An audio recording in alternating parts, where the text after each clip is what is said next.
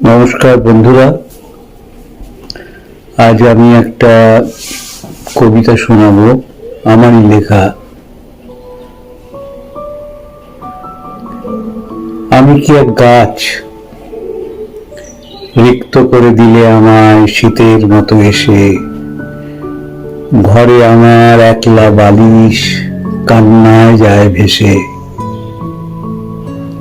আমি কি রঙিন কাঁচ, ছড়িয়ে দিলে টুকরো যত আমার পরমাণু, বিক্রি করে সুখ এই যে দেখো পেতে দিয়েছি বুক, এই যে দেখো নত করেছি জানু তোমার পায়ের কাছে। বুকের মধ্যে চলে গেছে যে সাঁকো, একবারটি পেরিয়ে এসে দেখো ভালোবাসার কত বড় রাজ্য পড়ে আছে।